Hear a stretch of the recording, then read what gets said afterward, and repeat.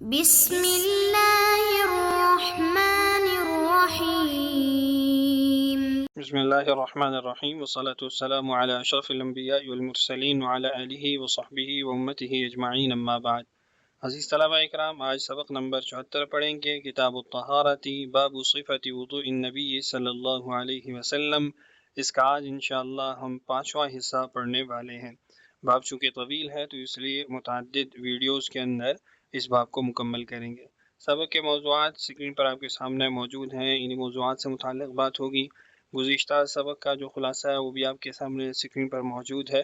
آج کی ہماری پہلی حدیث ہے، وبه قال حدثنا مسدد قال حدثنا ابو عوانة عن خالد بن علقمة عن عبد خير قال أتانا علي رضي الله عنه وقد صلى فدعا بطهور فقلنا ما يصنع بالطهور وقد صلى ما يريد إلا ليعلمنا، فأتي بإناء فيه ماء وطست فأفرغ من الإناء على يمينه فغسل يده ثلاثا ثم تمضمض واستنثر ثلاثا فمضمض ونثر من الكف الذي يأخذ فيه ثم غسل وجهه ثلاثا وغسل يده اليمنى ثلاثا وغسل يده الشمال ثلاثا ثم جعل يده في الإناء فمسح برأسه مرة واحدة ثم غسل رجله اليمنى ثلاثا ورجله الشمال ثلاثا ثم قال من سره أن يعلم وضوء رسول اللہ صلی اللہ علیہ وسلم فهو هذا.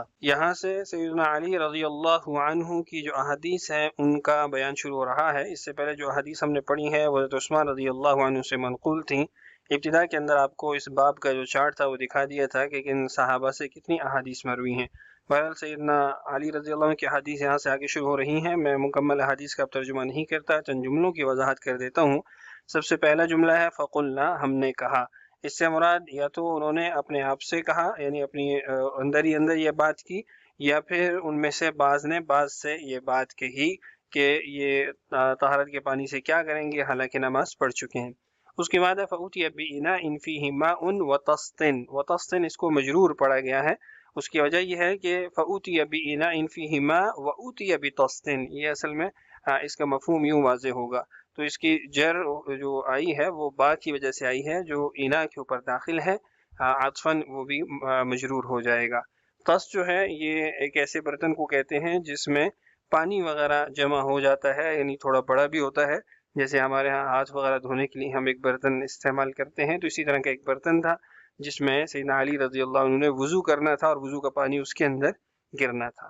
اس کے بعد ہے فأفرغ من الإناء على يمينه فغسل يده ثم تمضمض واستنثر ثلاثا. یہ حدیث ہے جس سے شافعیہ نے استدلال کیا ہے کہ 3 چلو پانی سے مضمضہ اور استنثار دونوں کیے گئے، جبکہ ہم نے کہا کہ یہاں پہ تنازع الفعلین ہے. ثم تمضمض ثلاثا واستنثر ثلاثا، یہ یہاں پہ مکمل جملہ ہوگا اور مقدر کلمہ یا مفعول به اس کو نکالا جائے گا کہ ثم تمضمض ثلاثا واستنثر ثلاثا. اس کے بعد آگے آپ دیکھیں فمضمض ونثر من الكف الذي ياخذ فيه، انہوں نے کلی کی اور اسی طرح انہوں نے ناک میں پانی چڑھایا اس ہاتھ سے جس سے انہوں نے پانی لیا، یعنی یاخذ به الماء. یہاں ایک بات کی وضاحت کر دیتا ہوں کہ یہاں نثر کا جو معنی اور مفہوم ہے وہ استنشاق کا ہے. استنشق من الكف اليمنى. جہاں تک نثر جو ہم نے پہلے کچھ ویڈیوز پہلے یہ بات پڑھی تھی کہ استنشاق کہتے ہیں ناک میں پانی چڑھانا، اور استنثار کہتے ہیں کہ وہ جو پانی ناک میں چڑھایا اس کو نکالنا، اور اس میں پھر انگلی کا استعمال بھی کیا جاتا ہے، ناک میں انگلی وغیرہ گھمائی جاتی ہے. تو استنثار تو بائیں ہاتھ سے ہوگا، لیکن استنشاق پانی چڑھانا وہ دائیں ہاتھ سے ہوگا، یعنی کلی بھی اسی چلو سے جو دائیں چلو سے، اور ناک میں بھی دائیں چلو سے ہی پانی چڑھایا. البتہ جو استنثار ہوتا ہے وہ پھر بائیں ہاتھ سے کیا جائے گا. نسائی کی روایت کے اندر اس کی صراحت بھی موجود ہے، وَنَثَرَ بِيَدِهِ الْيُسْرَى، آپ نے بائیں ہاتھ سے جو ہے وہ ناک کو جھاڑا. تو بہرحال یہاں نثر بمعنی استنشقا کی ہے. اور یاخذ فیہ یاخذ فیہ الماء. آگے جو مزید چیزیں یہ پہلے بھی ہم پڑھ چکے ہیں. حدیث کی تخریج بھی آپ کے سامنے اسکرین پر موجود ہے. روایت حدیث کا تعارف دیکھیے. ابو عوانہ ہے، پہلے تذکرہ ہو چکا. خالد بن علقمہ ہے، ان کے حوالے سے نیچے تفصیلات موجود ہیں، آپ اس کو دیکھ سکتے ہیں. عبد خیر ہیں.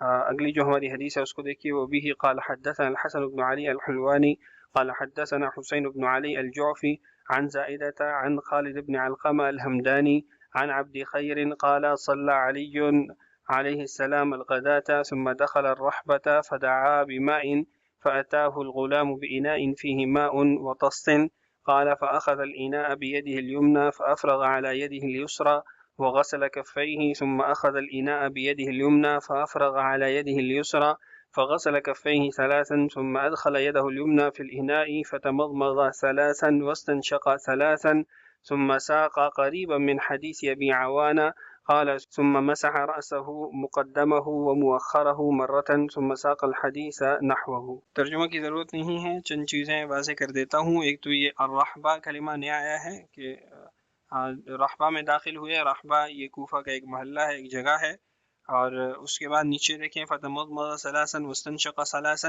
یہاں صراحت کے ساتھ آ چکا کہ 3 مرتبہ کلی اور 3 مرتبہ ناک میں پانی چڑھانا یہ حنفیہ کی دلیل کے مطابق ہے، حنفیہ کے مذہب کے مطابق ہے۔ جو اس سے پہلے حدیث تھی 112 نمبر، اس میں تھا ثم تمضمض واستنثر ثلاثا، اکٹھا اس کو ذکر کیا گیا تھا، تو یہ اس کی صراحت اور وضاحت آ گئی۔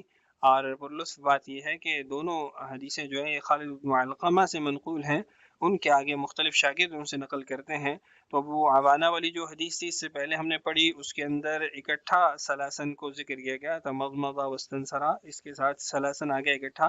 یہاں پھر اس کی وضاحت اور صراحت ہے جو کہ خالد بن علقمہ کے شاگرد زائدہ نے ان سے نقل کی ہے۔ تو اس سے معلوم ہوا کہ یہ صراحت اور وضاحت ہے، تشریح ہے ما قبل حدیث کی، جس کے اندر ثلاثن کو دونوں کے ساتھ جوڑا گیا تھا۔ اس کے بعد فرماتے ہیں ثم ساق قریبا من حدیث ابی عوانہ۔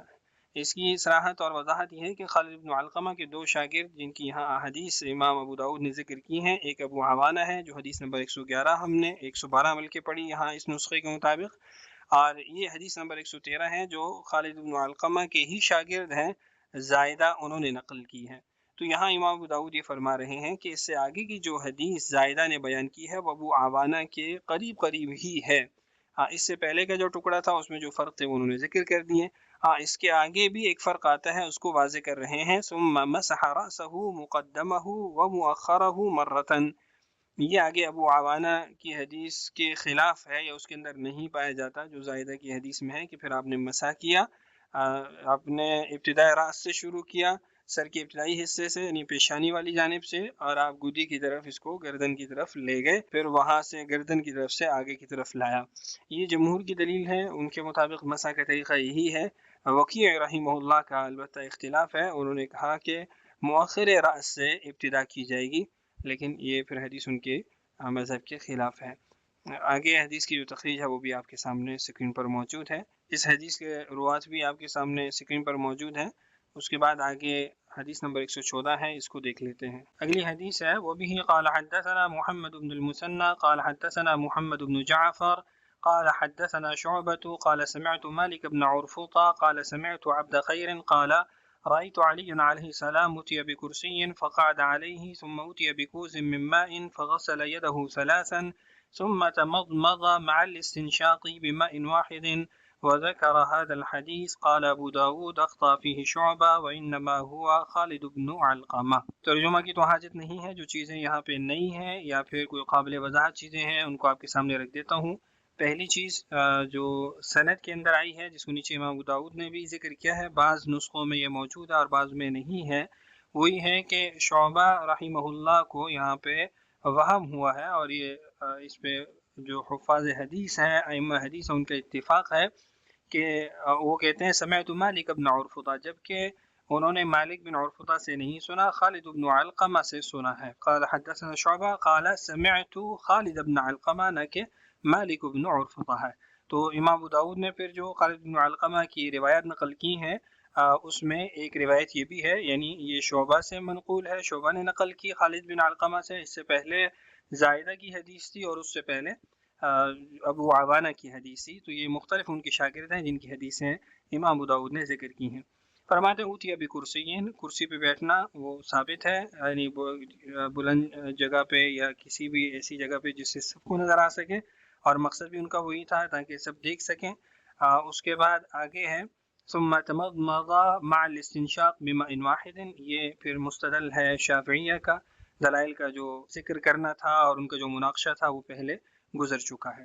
اگلی حدیث کی طرف بڑھتے ہیں. روایت حدیث کا تعارف آپ روک کے اس کو دیکھ سکتے ہیں. وبه قال حدثنا عثمان بن ابي شيبه قال حدثنا ابو نعيم قال حدثنا ربيعة الكناني عن المنهال بن عمرو عن زر بن حبيش انه سمع عليا وسئل عن وضوء رسول الله صلى الله عليه وسلم فذكر الحديث وقال ومسح رأسه حتى لما يقطر وغسل رجليه ثلاثا ثم قال هكذا كان وضوء رسول اللہ صلی اللہ علیہ وسلم. یہاں پہ ایک جملے کی وضاحت کر دیتا ہوں اور وہ ہے کہ حتی لما یقطر.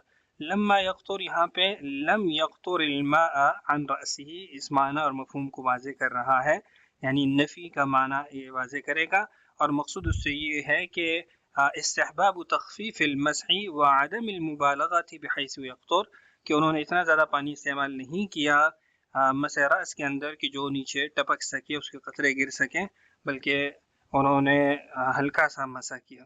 بعض نے اس سے دھونے کا معنی مراد لیا ہے، لیکن وہ جمہور کے جو قول یا مسلک ہے اس کے خلاف ہے.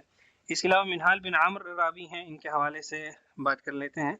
تخریج حدیث آپ دیکھ لیجئے، یہاں ممکن ہے چند چیزیں آپ کو کے لیے مفید ہوں.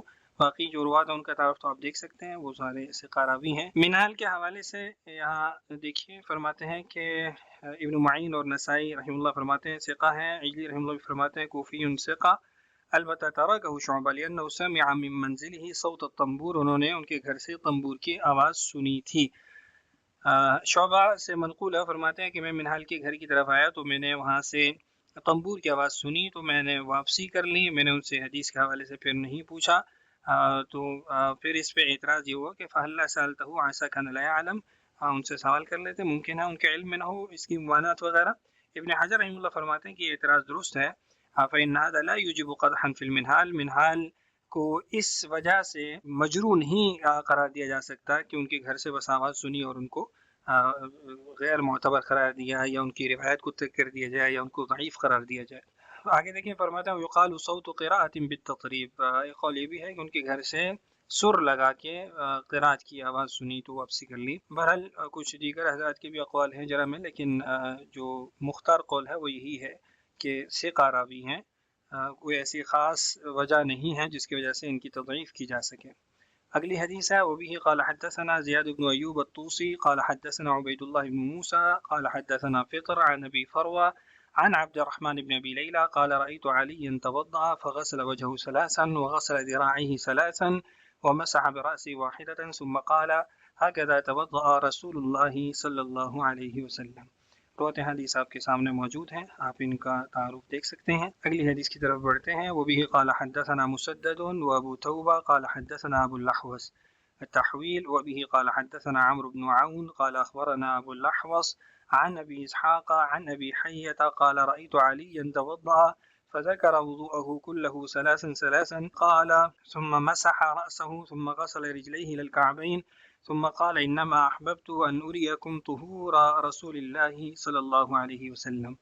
قال أبو داود أخطأ فيه محمد بن القاسم الأسدي قال عن الثوري عن أبي إسحاق عن حية وإنما هو أبو حية. یہ انہوں نے اوپر عن نبی اسحاق عن نبی حیہ اس کی وضاحت کی ہے کہ محمد بن القاسم الاسدی نے یہ جو روایت نقل کی ہے تو اس میں ان سے غلطی ہوئی، انہوں نے ابو حیہ کو حیہ کے نام سے ذکر کیا. مزید اس میں کوئی نئی بات نہیں ہے. روایت حدیث کا تعارف دیکھ لیجئے. اگلی اس کے بعد ہماری حدیث ہے، طویل حدیث ہے اور اس میں کچھ نئی چیزیں بھی ہیں، ان کو انشاءاللہ وضاحت کے ساتھ آپ کے سامنے رکھتے ہیں کہ وبه قال حدثنا عبد العزيز بن يحيى الحراني قال حدثنا محمد يعني ابن سلمة عن محمد بن إسحاق عن محمد بن طلحة بن يزيد بن ركانة عن عبيد الله الخولاني عن ابن عباس رضي الله عنه قال دخل علي بن أبي طالب وقد أحرق الماء فدعا بوضوء فأتيناه بتور فيه ماء حتى وضعناه بين يديه فقال يا ابن عباس ألا أريك كيف كان يتوضأ رسول الله صلى الله عليه وسلم قلت بلى. قال فأسقى الإناء على يده فغسلها ثم أدخل يده اليمنى فأفرغ بها على الأخرى ثم غسل كفيه ثم تمضمض واستنثر ثم أدخل يديه في الإناء جميعا وأخذ بهما حفنة من ماء فضرب بها على وجهه ثم ألقم إبهاميه ما أقبل من أذنيه ثم الثانية ثم الثالثة مثل ذلك ثم أخذ بكفه اليمنى قبضة من ماء فصبها على ناصيته فتركها تستن على وجهه ثم غسل ذراعيه إلى المرفقين ثلاثا ثم مسح رأسه وظهور أذنيه ثم أدخل يديه جميعا فأخذ حفنة من ماء فضرب بها على رجله وفيها النعل ففتلها بها ثم الأخرى مثل ذلك. قال قلت وفي النعلين؟ قال وفي النعلين. قلت وفي النعلين؟ قال وفي النعلين. قال وفي النعلين؟ قال وفي النعلين. قال أبو داود حديث ابن جريج عن شيبة يشبه حديث علي قال فيه حجاج عن ابن جريج ومسح برأسه مرة واحدة، وقال فيه ابن وهب عن ابن جريج ومسح برأسه ثلاثا. اس حدیث کے اندر بہت ساری چیزیں آئی ہیں، انشاءاللہ ہم اس کو یہ کے بعد دیگرے ذکر کر دیں گے. ترجمہ آپ کے سامنے رکھ دیتے ہیں، پھر اس کے بعد انشاءاللہ آگے بڑھتے ہیں. ابن عباس رضی اللہ عنہ فرماتے ہیں کہ میرے پاس علی بن ابی طالب رضی اللہ عنہ آئے، وقد احراق الماء، انہوں نے پیشاب کیا تھا، اس کے بعد استنجا، فدعا بوضوء، پھر انہوں نے وضو کا پانی منگوایا. ہم نے ایک برتن کے اندر ان کو پانی پیش کیا، ان کے سامنے رکھا، تو انہوں نے کہا کہ ابن عباس کیا میں تمہیں رسول اکرم صلی اللہ علیہ وسلم کا وضو نہ دکھاؤں؟ میں نے عرض کیا کہ ضرور. تو انہوں نے پانی انڈیلا اپنے ہاتھوں پہ، ان کو دھویا، پھر اس کے بعد اپنا دایاں ہاتھ انہوں نے برتن میں داخل کیا، اس سے لے کے بایاں ہاتھ میں پانی ڈالا، پھر اپنے دونوں ہاتھوں کو، ہتھیلیوں کو دھویا، پھر اس کے بعد کلی کی ناک میں پانی چڑھایا، پھر اس کے بعد ہاتھ داخل کیا پانی میں، یعنی دونوں ہاتھ اپنے داخل کیے. واخذ بهما حفنة، ایک چلو پانی اس سے لیا، پھر اسے آپ نے مٹھی بھر کے پانی لیا اور آپ نے اپنے چہرے پر اس کو پھینکا. پھر اس کے بعد آپ نے اپنے دونوں انگوٹھوں کو کانوں کا لقمہ بنایا، پھر اس کے بعد کانوں کا جو اگلا حصہ ہے اس میں اپنے دونوں انگوٹھوں کو بطور لقمہ کے اس میں ڈالا، پھر اس کے بعد دوبارہ پھر تیسری مرتبہ اسی طرح کیا. ثم اخذ بكفه اليمنى قبضة من ماء، پھر اس کے بعد ایک جلو پانی لیا اور اس کو فصبها على ناصيته، اپنے پیشانی سے نیچے بہایا. فتركها تستن على وجهه، اس کو چھوڑ دیا اور ان کے چہرے پر بہے. ثم غسل ذراعيه الى المرفقين ثلاثا، پھر آپ نے اپنے ہاتھوں کو کونیوں سمیت دھویا، یعنی پورے بازو کو دھویا 3 مرتبہ. ثم مسح رأسه، پھر آپ نے سر کا مسح کیا اور اپنے جو کانوں کا پچھلا حصہ تھا اس کا مسح کیا. پھر اس کے بعد ادخل یدیہ جمیعا، اپنے دونوں ہاتھ پانی میں داخل کیے، پانی وہاں سے لیا. فضرب بها على رجلہ، اپنے پاؤں پہ اس کو ڈالا. وفیہ النعل، اور اس میں جوتے پہنے ہوئے تھے. ففتلها بها، پھر آپ نے اس کو ملا. ثم الاخرى مثل ذلك، پھر اسی طرح دوسرے پاؤں کو. قال، فرماتے ہیں میں نے کہا وفی النعلین؟ قال وفی النعلین، کیا جوتوں میں ایسا ہوا؟ کہا جی ہاں جوتوں میں. دوبارہ یہی سوال کیا، دوبارہ یہی جواب ملا. 6 بارہ یہی سوال کیا، 6 بارہ یہی جواب ملا. اس کے بعد پھر آگے حدیث کی سند کے حوالے سے امام ابو داؤد نے کلام کیا ہے.